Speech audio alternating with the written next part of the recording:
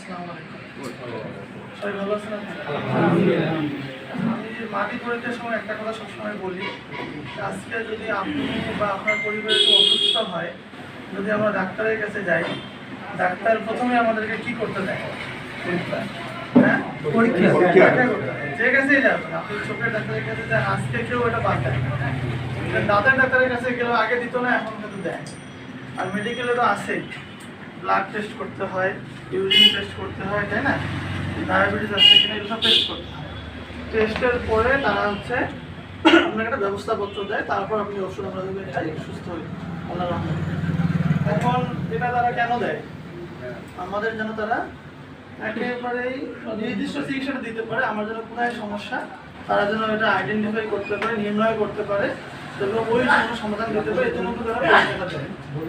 আমাদের জন্য যেমন পরীক্ষা দরকার, ঠিক একইভাবে আমরা যে মাটিতে আমাদের বাপ দাদা তারও পূর্বপুরুষকে চাষাবাদ করে আসতেছি, এই মাটির স্বাস্থ্য কেমন আছে, এই মাটি কতটুকু সুস্থ, এই মাটিতে যা যা থাকা দরকার তা আছে কিনা, এইটা পরীক্ষা করা দরকার কিনা আপনারা বলেন? দরকার আছে না? অবশ্যই দরকার আছে, এটা আরো আগে করা দরকার। আমরা বলি যে একটা মাটিতে জৈব পদার্থ থাকতে হবে 5%, মিনিমাম 2% থাকতে হবে। এটাও কিন্তু আমাদের মাটিতে নাই। এবং আপনার মাটিতে একটা গাছের অনেকগুলো পুষ্টি উপাদান দরকার, তার নাইট্রোজেন দরকার, তার সালফার দরকার, তার বোরন দরকার, তার দস্তা দরকার। হ্যাঁ, এই বিভিন্ন উপাদান আছে। আপনারা জিপসাম দেন, তাই না, ম্যাঙ্গানিজ দেন, এগুলো দরকার কিন্তু গাছের জন্য।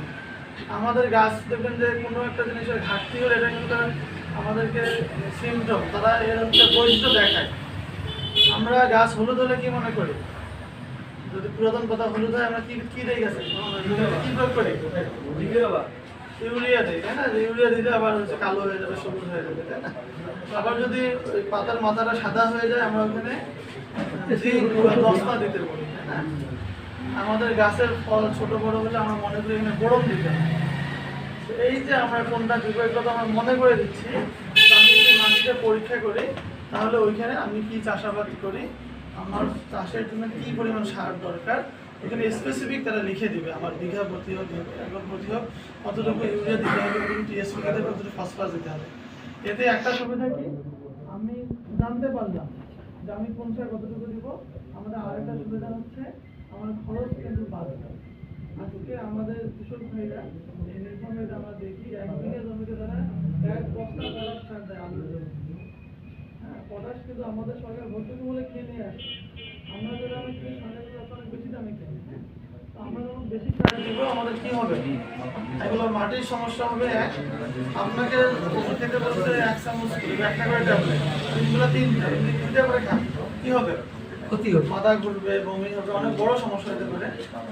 একইভাবে আমরা যখন বেশি পরিমাণে সার প্রয়োগ করবো, একটা সার দিয়ে আরেকটা সারের মধ্যে তাদের সঙ্গে রিয়াকশন থাকবে, এবং মাটিটা হয় শক্ত হয়ে যাবে, অনুর্বর হয়ে যাবে, মাটিতে পানি থাকবে না বেশি, সবগুলি ফলন আমার কম হবে এবং আমার খরচ বেশি হবে। আসলে আমাকে খরচ বাঁচায় লাভ বেশি হবে। এই জন্য মাটি পরীক্ষা খুব গুরুত্বপূর্ণ। আমরা একবার মাটি পরীক্ষা করলে 3 বছর না করলেও চলবে।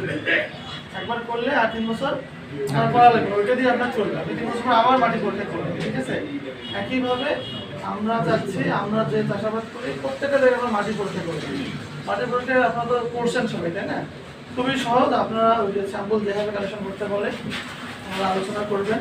9 জায়গা থেকে স্যাম্পল কালেকশন করে হাফ কেজির মতো মাটি ধুলাবালি পরিষ্কার করে আপনারা রংপুরে কালেকশন করে আপনারা যদি রংপুর নিয়ে যেতে পারেন তাহলে ভালো। যদি না পারেন আমাদের কৃষি অফিসে যদি আপনি মাটির স্যাম্পলটা এনে দেন, আমরা ঠিকানা সহ সহ আমরা কিন্তু এটা আবার রংপুরে পাঠাবো। সরকারি ফি মনে হয় এখন 63 টাকা মাত্র ফি। এখানেও কিন্তু খরচ অনেক বেশি হয়। সরকার আপনাদের জন্য দাম কমিয়ে ভর্তুকির 60 টাকা আপনাদের কাছে নেয়, বাকিটা কিন্তু সরকার এখানে প্রদান করে, ঠিক আছে? তাহলে আমরা যারা এখানে আসছি আমরা নিয়োগ করি যে আমরা সবাই মাটি পরীক্ষা করে ফসল আবাদ করি। আমাদের আশেপাশে যারা আছে তাদেরকে আমরা এটা আজকে যে বলবো, ঠিক আছে? তো যদি আমরা এখানে আসার পরে যদি মাটি পরীক্ষাটা বাড়াই দেই তাহলে আজকে যে আমাদের বুলবুল ভাই যে কাজটা শুরু করছেন ওনার যে, এবং আজকে রংপুর থেকে যে স্যাররা আসছেন, দিদি স্যার আসছেন, ওনাদের আসাটা সার্থক হবে, ঠিক আছে? তো সবাই আমরা মাটি পরীক্ষা করে বিজ্ঞান